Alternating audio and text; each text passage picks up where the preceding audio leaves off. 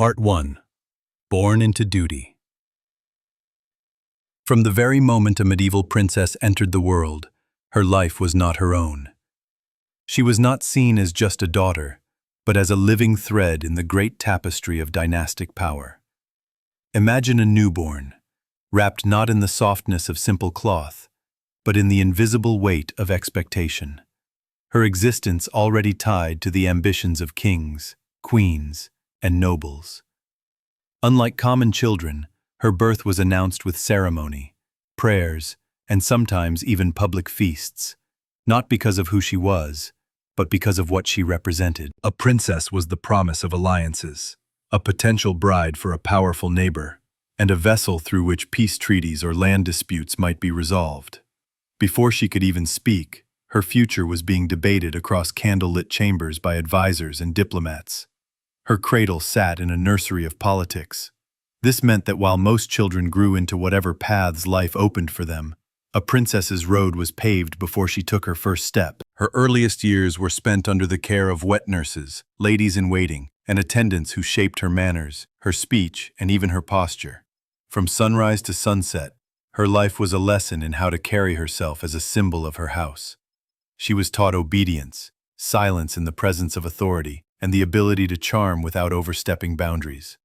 Tutors arrived early in her childhood, instructing her not only in reading and writing, but also in music, embroidery, languages, and scripture. These were not hobbies, they were weapons in the arsenal of diplomacy. A princess who could play the lute beautifully or converse in Latin impressed foreign courts just as much as soldiers impressed on the battlefield. And yet, even in these formative years, she lived in a gilded cage. Her play was limited to guarded gardens, her companions carefully chosen from noble families whose loyalty could be trusted. Every laugh, every gesture was quietly observed. She was being shaped into something greater than herself, an emblem. The walls of her castle were both her protection and her prison, keeping her safe from the dangers of the outside world, but also reminding her that her freedom was never her own. This early molding was not always gentle.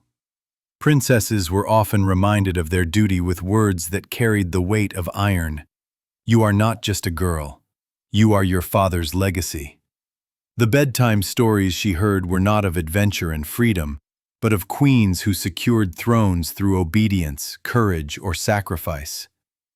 From the beginning, she understood that her life would not be a tale of personal choice, but of service to crown and country.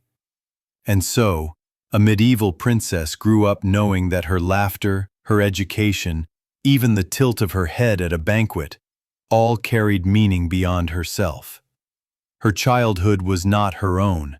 It was the training ground for a role that demanded perfection, sacrifice, and above all, the strength to endure a life written by others. Part 2. Education and Expectations. As a medieval princess grew from child to young woman, her world shifted from the innocence of play to the gravity of duty. Education was no longer about simply learning. It was about becoming the polished jewel her family could present to the world. Every hour of her day was designed to shape her into the perfect representative of her dynasty, and every lesson carried the weight of expectation. A princess's education was often entrusted to tutors carefully selected by the crown. Priests and scholars instructed her in Latin, scripture, and religious devotion, for piety was as much a weapon in diplomacy as charm or beauty. Religion anchored her existence, guiding not only her prayers but her public persona. To be seen as devout reassured foreign allies and strengthened her family's reputation as God-fearing rulers. Morning prayers, mass attendance, and the memorization of psalms were not optional. They were the daily rhythm of her life. But her learning stretched far beyond the spiritual. Princesses were schooled in courtly manners with a precision that would rival any military drill. She practiced how to walk with grace, how to sit in stillness for hours during ceremonies, how to bow her head at precisely the right angle to a king or bishop. Every gesture mattered, for a misplaced smile or careless word could ripple through court politics like a storm.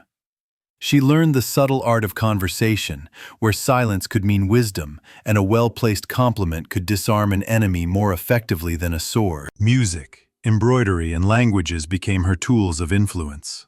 A princess who could embroider golden threads into silks was admired not only for her skill, but for the patience, discipline, and refinement it represented.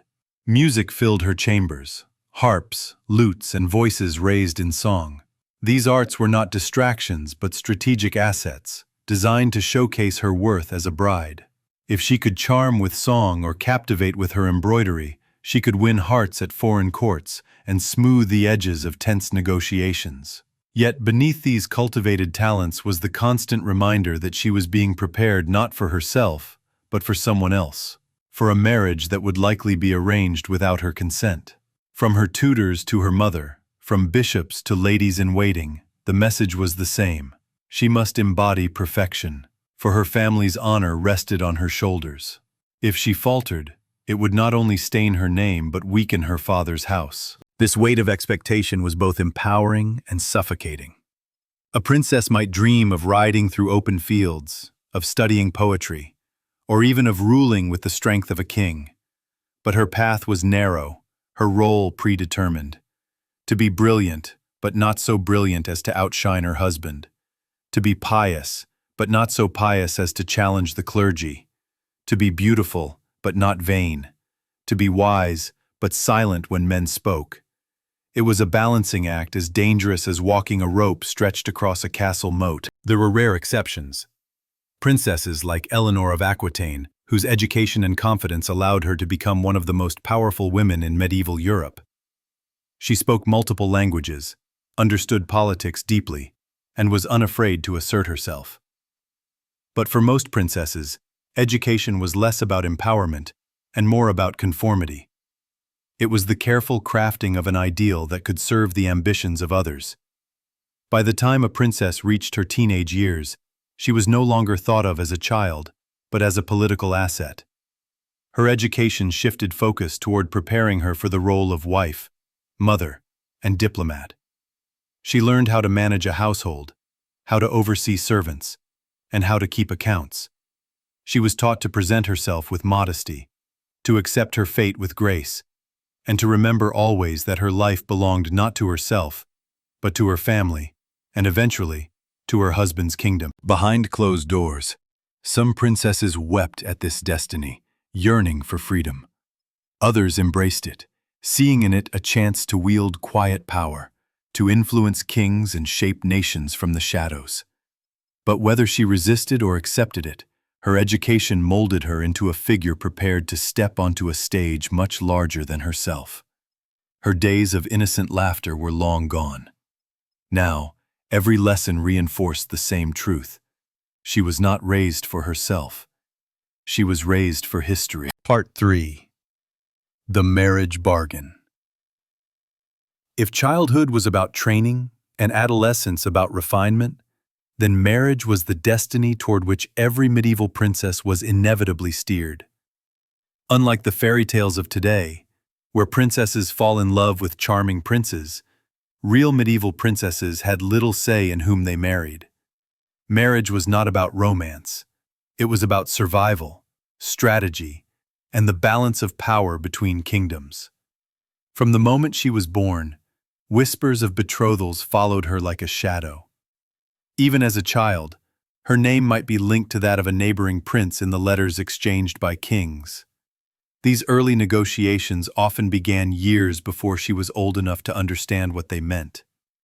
Her father's advisors weighed every option with ruthless calculation. Which alliance would bring the most land, the strongest military support, or the richest dowry? A princess was a living treaty, her body the vessel of peace or war. Betrothals were often made official while she was still a child.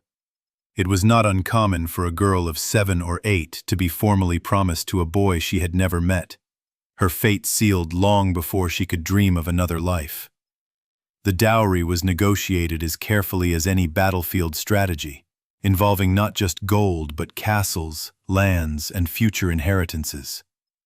For the family she married into, she was a prize to be weighed, measured, and judged for the wealth and prestige she carried with her. On the day her marriage was confirmed, her world often changed forever.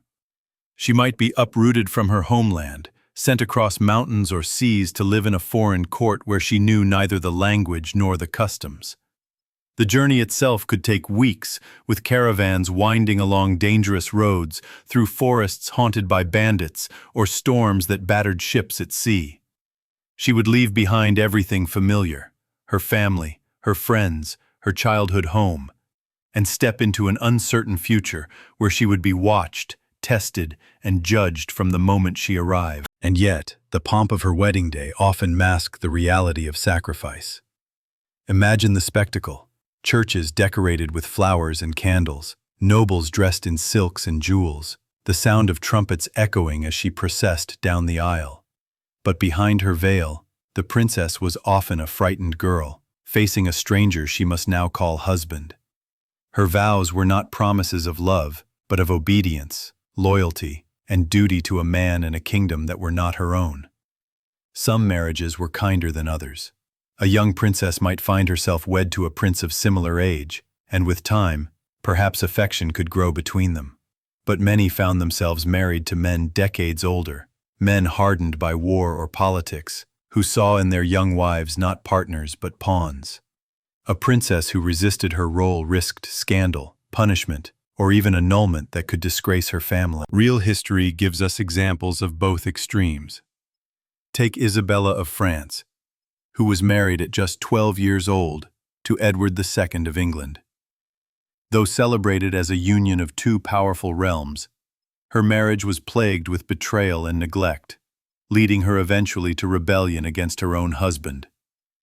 Contrast this with Catherine of Aragon, who married Prince Arthur of England and after his death was wed to his brother Henry VIII. For a time she was admired for her devotion and strength, though her story too ended in tragedy. Marriage was not the end of a princess's political use, it was the beginning. As wife and eventually mother, she became the bridge between two realms. Her behavior, her fertility, and her loyalty determined the success of the alliance. She was expected to mediate disputes, soothe tensions, and provide heirs who would secure the lineage of kings. In this way, her body was not her own. It was the battlefield upon which dynasties rose or fell. And yet, within these harsh realities, some princesses found ways to carve out influence. Through careful words, subtle persuasion, and the networks of ladies and courtiers around them, they could shape decisions and sway politics.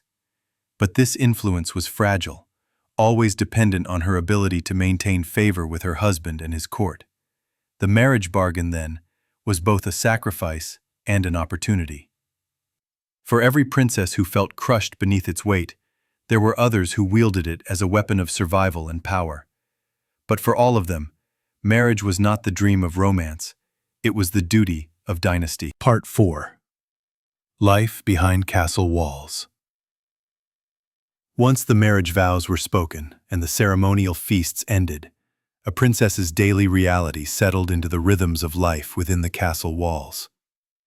To outsiders, these fortresses appeared imposing, filled with luxury and endless splendor. But behind the heavy gates and stone towers, the existence of a medieval princess was far more complex, part privilege, part prison. A castle was a world unto itself. Its towering walls, drawbridges, and moats were built for defense, not comfort. Drafts whistled through stone corridors, winters bit with cruel cold, and smoke from hearths often left rooms hazy and suffocating.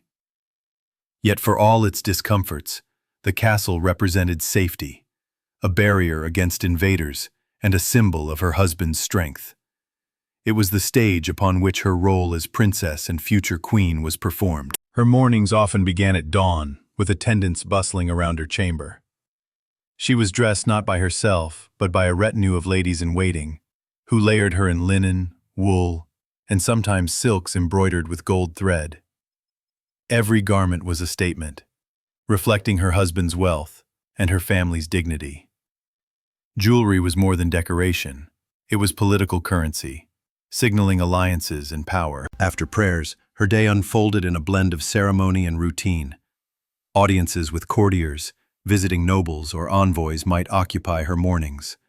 Even if she did not speak, her presence at her husband's side was essential, a silent yet powerful symbol of unity. Meals were grand affairs, taken in the great hall under the watchful eyes of dozens of attendants. Banquets displayed abundance not for her pleasure, but for the prestige of the crown. Dishes of roasted meats, spiced wines, and sugared fruits reminded guests of the wealth her household commanded. Yet beyond the pageantry, much of her life was marked by restriction. A princess rarely walked alone. Guards followed her steps, attendants shadowed her movements, and her freedom to explore the outside world was almost non-existent. Even gardens, though beautiful, were enclosed, walled-in sanctuaries that reminded her that her life was always under watch. The castle was her domain, but it was also her cage. For leisure, she turned to embroidery, music, or reading when manuscripts were available.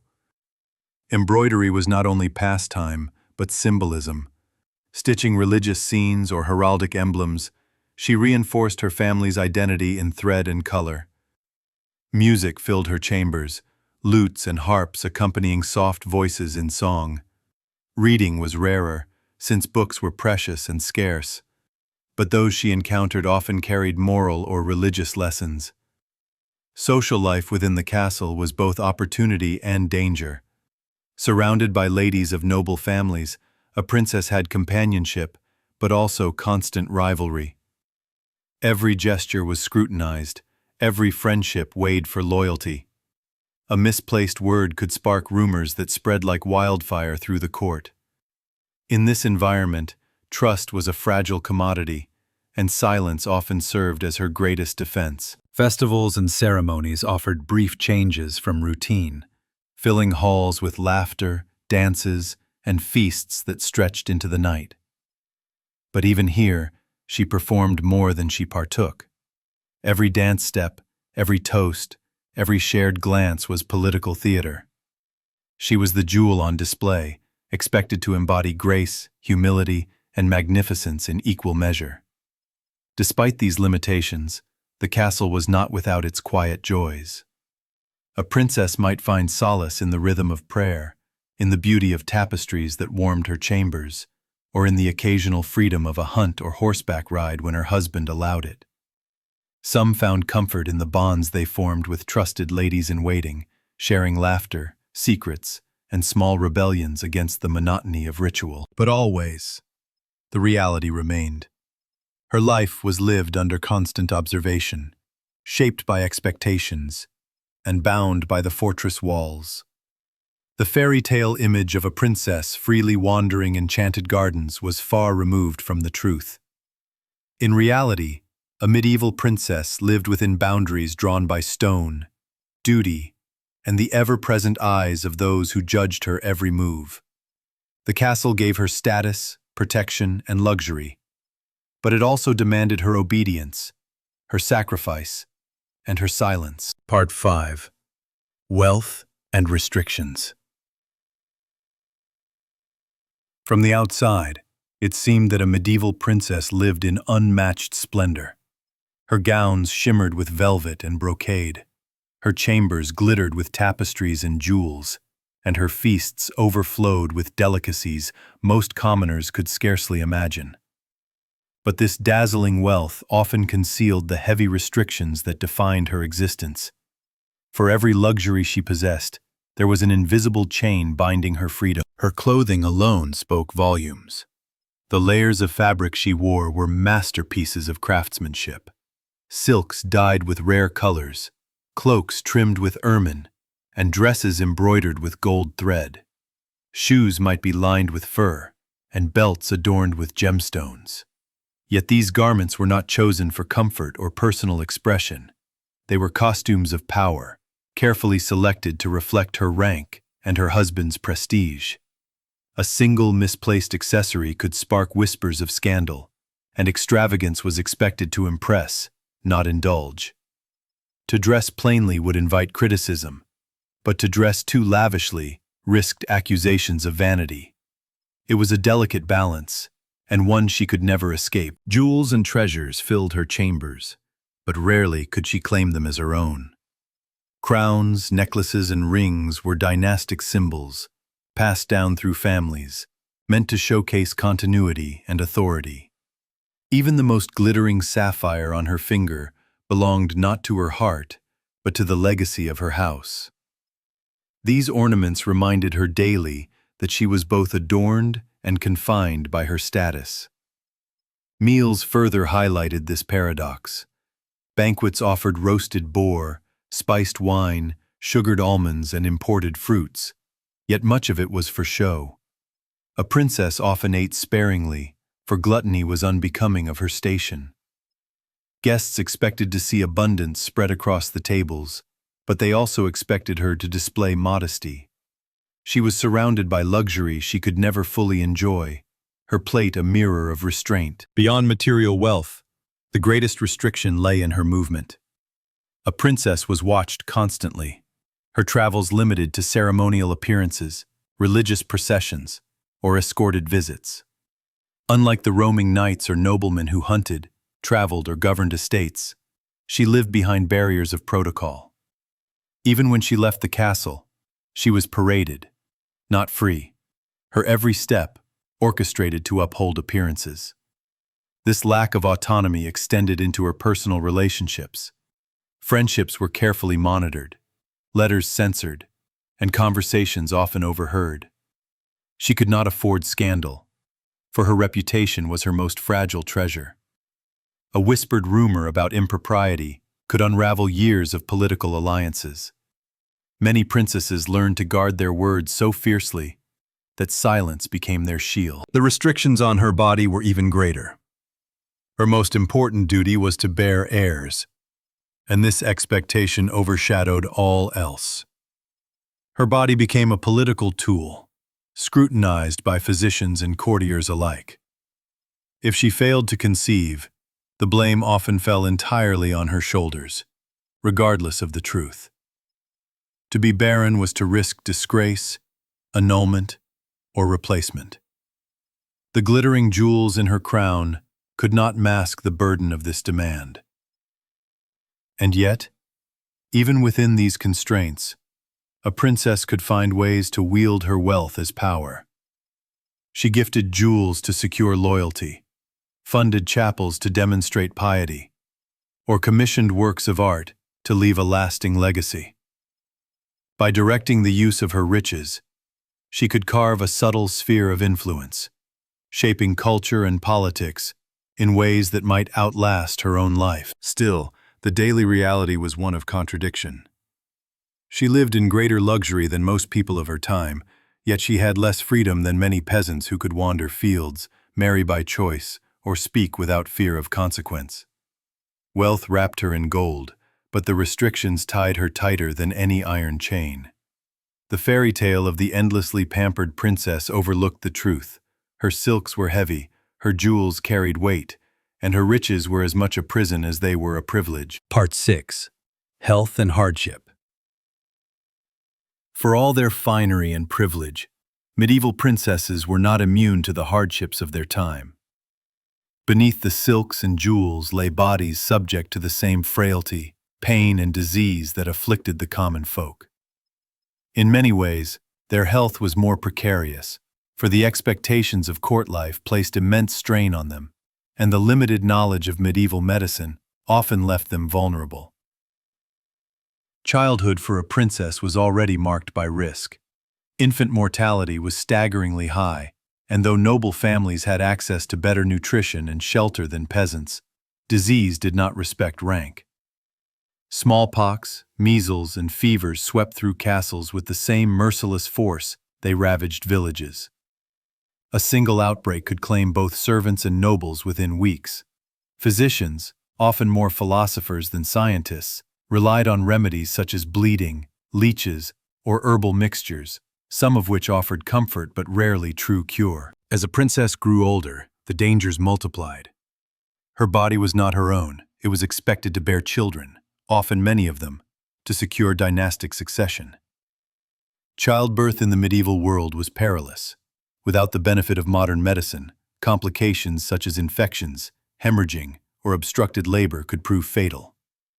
Even queens died in childbed, leaving behind grieving kingdoms and unstable thrones. For a princess, every pregnancy carried not just personal risk, but the weight of political expectation. Beyond childbirth, everyday health was precarious. Diets, though rich in meats and spiced dishes at feasts, often lacked the balance needed for true wellness. Excess salt preserved foods, but it harmed the body over time. Sanitation was poor, even in castles, where waste disposal and contaminated water spread illness. Physicians might prescribe ground pearls or potions of mercury, treatments that could poison rather than heal. Mental health was another unspoken hardship. Isolation behind castle walls, the loss of children to illness, or the loneliness of being sent to a foreign land created silent suffering. Melancholy, what we might now call depression, was sometimes dismissed as spiritual weakness. Some princesses turned to faith for solace, spending hours in prayer, while others poured their emotions into poetry or letters. Their struggles remind us that behind the regal portraits were women who endured loneliness, grief, and despair. History is filled with tragic examples. Princess Blanche of Castile lost several children in infancy before finally becoming Queen of France. Isabella of Valois, married to England's King Richard II at just 7 years old, spent her youth in a foreign land, far from her family, before being widowed as a teenager. Even the powerful Eleanor of Aquitaine, remembered for her strength and influence, endured the hardships of repeated childbirth and the dangers of imprisonment. Superstition often filled the gaps where medicine failed. Charms, relics, and pilgrimages to holy sites were thought to bring healing. Midwives and wise women carried knowledge passed down through generations, sometimes more effective than the practices of court physicians. Still, illness and death stalked every corridor, a constant reminder that wealth could only delay, not prevent, the inevitabilities of the human condition. In times of plague, even princesses were not spared. The Black Death of the 14th century claimed countless noble lives, as castles proved no protection from the invisible enemy, carried by fleas and air. Fear of contagion drove some families into isolation, while others fled, abandoning homes in desperation. Thus, for all the glittering crowns and golden halls, the life of a medieval princess was shadowed by frailty. Her health was never guaranteed, her survival never assured. Beneath the splendor of her station, she lived in a world where every breath, every birth, and every illness could alter not just her fate, but the fate of kingdoms. Part 7. Real Princesses, Real Stories. While the idea of a medieval princess often floats in our minds as an image of beauty and privilege, the lives of real historical princesses reveal a far more layered human story. Their experiences were often marked by resilience, sacrifice, and cunning, as they navigated a world where their worth was measured not by personal happiness, but by political utility. These women were not fairy tale figures. They were flesh and blood, shaping history in ways both subtle and profound. Take Eleanor of Aquitaine, one of the most extraordinary princesses in medieval Europe. Born in 1122, Eleanor inherited the vast and wealthy Duchy of Aquitaine, making her one of the most desirable brides of her time. She married Louis VII of France, becoming queen at a young age. Intelligent and outspoken, she quickly found life at the French court stifling, especially under a husband more devoted to piety than politics. Their marriage ended in annulment, and Eleanor went on to marry Henry II of England, with whom she had 8 children, including 2 future kings, Richard the Lionheart and John. Far from a passive princess, Eleanor influenced politics, led armies during the Second Crusade, and even supported rebellions against her own husband. Her life was a testament to the power a princess could wield when she refused to be silent. Contrast her story with that of Isabella of France, often called the she-wolf of France. Married at just 12 years old to Edward II of England, Isabella endured neglect as her husband showered his affection and favor on his male companions. Despite her youth, Isabella proved shrewd and patient. When her position became unbearable, she allied herself with rebels, orchestrated her husband's downfall, and effectively ruled England as regent for her young son, Edward III. Her tale demonstrates how a princess, though bound by duty, could become a force of revolution when pushed to her limits. But not all stories held triumph. Consider Matilda, daughter of Henry I of England, who was declared heir to the English throne after her brother's death. Despite her father's insistence, her claim was contested by her cousin Stephen, sparking a brutal civil war known as the Anarchy. Though Matilda never wore the crown, her perseverance ensured that her son eventually became Henry II, securing the Plantagenet dynasty. Her struggle illustrates the relentless resistance princesses faced when they sought power in their own right. There were also tales of heartbreak and tragedy. Joan of England, daughter of King John, was betrothed at a young age and sent abroad, only to die in her teens before fulfilling her political role. Margaret of Scotland, married to King Eric II of Norway, found herself isolated in a foreign land, her letters home pleading for support and comfort. Many princesses spent their lives as pawns, their voices drowned beneath the ambitions of kings and courts. Yet, within these stories, patterns emerge. Princesses who endured, who adapted, and who carved influence despite the narrow roles imposed on them. Through diplomacy, motherhood, or sheer determination, they left marks on history that extended far beyond their expected duties. What binds their stories together is the undeniable truth that being born a princess was not a guarantee of joy or ease. It was a gamble. Some gained crowns, others lost their freedom, and many paid with their lives. But all of them remind us that behind every treaty, every alliance, and every dynastic shift, there were women whose lives were woven into the fabric of history, sometimes quietly, sometimes explosively, but always significantly. These real princesses were far from the passive figures of fairy tales. They were warriors, negotiators, mothers, and survivors, each a reminder that behind every crown lies a story of endurance. Part 8. Court Intrigue and Danger. If castles offered wealth, power, and protection, they were also hives of intrigue, where danger lurked in whispers, glances, and shadows. For a medieval princess, the threat was rarely a charging army. It was betrayal within the very walls she called home. Court life was a theater of politics, and she stood at the center, both player and pawn, admired yet exposed to countless risks. Every noble who entered the hall carried ambition, and every servant who poured her wine could be the eyes or ears of someone else. Gossip was as sharp as a dagger, and rumors could destroy reputations faster than swords could cleave armies. A princess learned early to guard her words, to smile when she wished to frown, to nod when she wished to argue. One careless slip could brand her as arrogant, unfaithful, or disloyal, and the consequences of such accusations were devastating. Jealousy was constant. Ladies-in-waiting, courtiers, and even queens themselves competed for favor. For proximity to power was currency. If a princess appeared too beloved by her husband, rivals might whisper of sorcery or manipulation. If she bore sons, jealous factions might seek to undermine her, fearing her influence over the succession. If she bore no children, the whispers turned cruel, painting her as cursed or unfit. Poison was a constant fear. It was a weapon of choice in courts where open violence would cause scandal.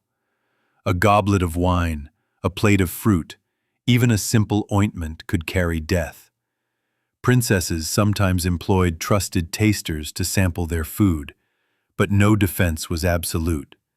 The fear of betrayal seeped into every meal, every cup, every touch of a servant's hand. Intrigue also came in the form of alliances and betrayals. A princess might discover that the very family she married into viewed her more as a bargaining chip than as kin. Her letters home might be intercepted, her words twisted to prove treason. Some princesses were accused of plots they never conceived, punished for the schemes of others, simply because their presence made them a convenient scapegoat. History provides vivid examples. Anne Boleyn, though from a later period, is a striking case of how quickly favor could turn to fatal accusation. Though not a medieval princess by birth, her downfall illustrates the same dangers noble women faced. Whispers of infidelity, claims of witchcraft, and political enemies eager to see her destroyed. Earlier examples abound as well, from consorts accused of adultery to dowager queens imprisoned for treasonous suspicions. Part 9. Legacy and Influence. Though a medieval princess's life was filled with restrictions and dangers, her impact on history could be profound. She was raised not only as a daughter but as a symbol, her very existence a tool of politics.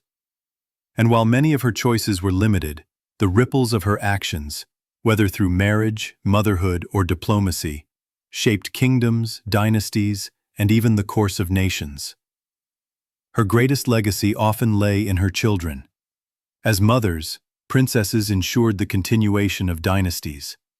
A single birth could secure peace between kingdoms, while a lack of heirs could plunge realms into war.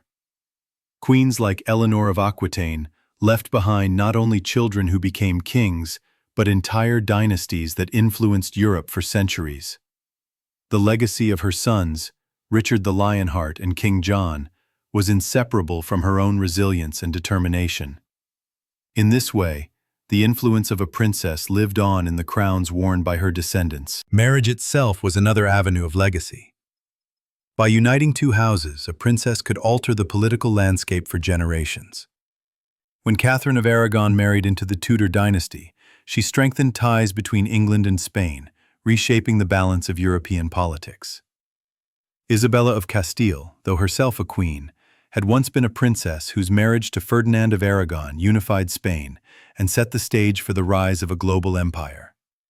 These alliances showed how the marriages of princesses could redraw maps and alter the destiny of entire continents. But not all legacies were defined by birth or marriage.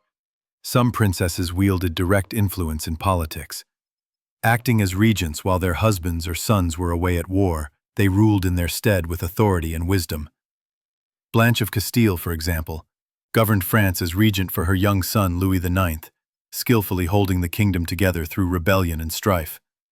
Her legacy was not just her bloodline, but the stability she preserved during a time of crisis. Others left their mark through faith and culture.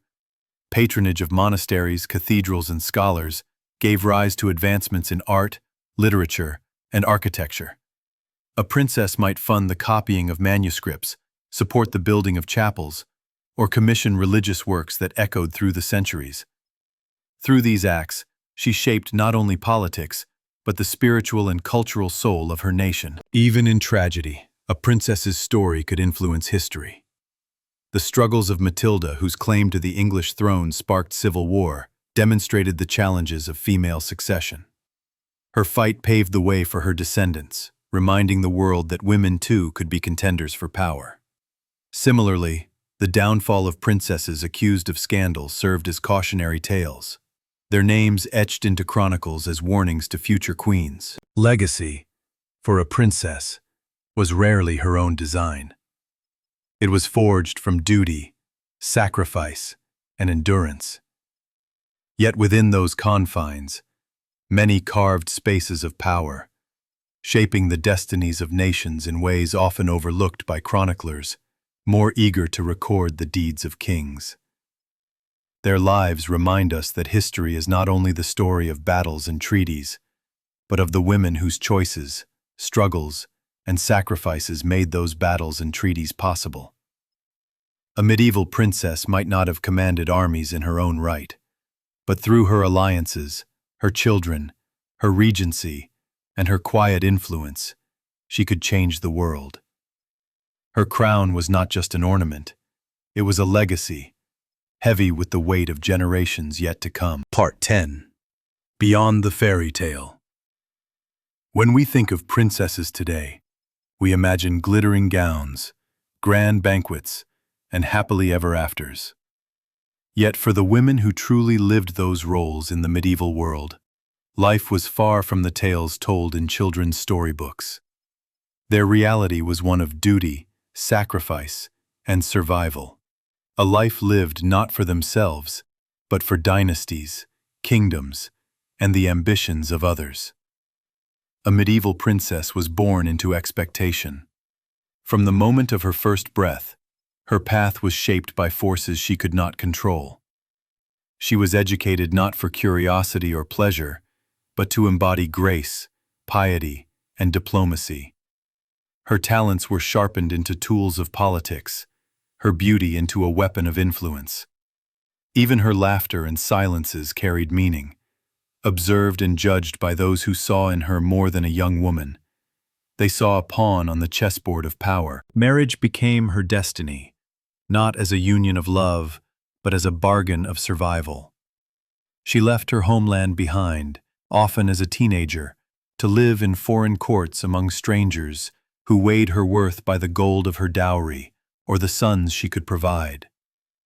For every princess who found a kind husband, there were many who faced neglect, betrayal, or loneliness, their dreams quietly buried beneath the weight of duty. Daily life within castle walls offered splendor but also restriction. She was surrounded by riches she could never fully claim, bound by protocols that robbed her of freedom. Even as she dined on delicacies and wore jewels that dazzled in candlelight, she lived in constant fear of whispers, jealousy, and plots. Her body was not her own, her choices limited, her survival precarious. And yet, within these constraints, princesses found ways to endure, and sometimes to rise. Eleanor of Aquitaine defied expectations to rule with strength and cunning. Isabella of France transformed from neglected wife to queen regent, wielding power with ruthless determination.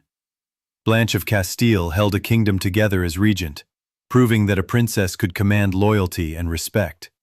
These women remind us that while their crowns were heavy, their resilience was even greater. The legacy of medieval princesses lingers not only in the thrones their children occupied, but in the cultural, spiritual, and political landscapes they shaped. They were builders of alliances, mothers of dynasties, and patrons of art and faith. Their names may not always dominate chronicles as kings do, but their influence was woven into the very fabric of history. In the end, the life of a medieval princess was not the fairy tale we often imagine. It was harder, harsher, and infinitely more complex. They lived at the crossroads of privilege and restriction, wealth and danger, love and sacrifice. Their stories reveal that behind every crown lay a woman who endured expectations greater than herself, whose struggles and triumphs echo across centuries.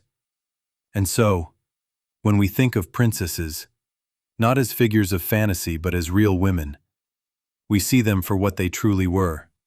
Not delicate maidens waiting for rescue, but survivors, negotiators, and silent architects of history. Their lives remind us that fairy tales may dazzle, but the truth is far more compelling.